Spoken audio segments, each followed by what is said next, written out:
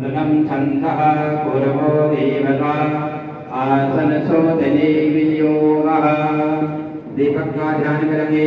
दीपो ज्योति परम देवराज सेव्यमान पावनांगे पंकज अनन्य कोटि नमस्कार। हरिद्वार में 3 अनोखी शादियां हुई।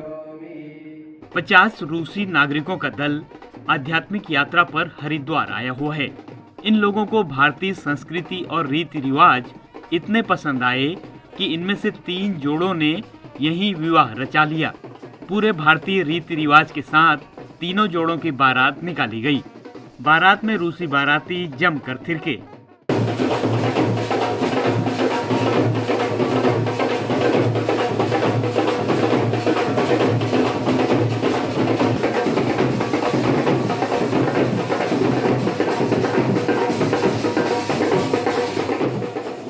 भारतीय गीत संगीत पर रूसी नागरिकों के थिरकते कदम रुकने का नाम ही नहीं ले रहे थे। उत्साही बारातियों ने भारतीय परंपरा के अनुसार रुपये भी न्यौछावर किए।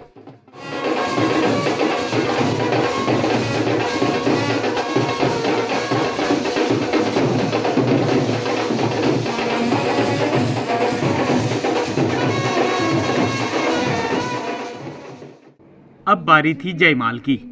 इसके बाद वैदिक मंत्रोच्चार के साथ तीनों जोड़ों का विवाह संपन्न कराया गया।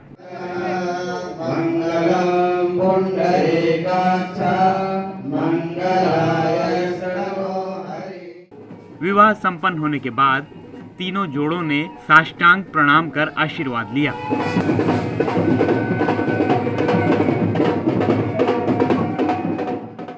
हमने उनको यही कहा कि आनंद में रहो। छोड़ने का मतलब किसी को से दुखी हुए, दुखी किया, तो ये तो हमारी संस्कृति नहीं है। दुखी नहीं करना चाहिए। और हम लोग एक ही उदाहरण देते हैं कि जुआ एक ऐसा खेल है जिसमें एक जरूर दुखी होगा। ठीक है, ये क्रम क्या आगे भी चलाएंगे? बिल्कुल चलाएंगे। और ज़्यादा संख्या में लोग आते हैं, हजारों की संख्या में वहाँ हमारे शिष्य हैं। हमारी 14 पुस्तकें रसियन में ट्रांसलेशन हो चुका है, तो बहुत पढ़ते हैं। लेकिन गुरुजी, इस समय जिस तरह से सनातन पर उंगलियां उठ रही हैं, इस तरह के कार्यों से कहीं ना कहीं उसको मजबूती मिलेगी, उसको बल मिलेगा। अब वो भी तो जो वो राजनीतिक कारणों से बोलते हैं, उन्हें वोट चाहिए। अभी उन्हें देश के प्रति सोच नहीं आई।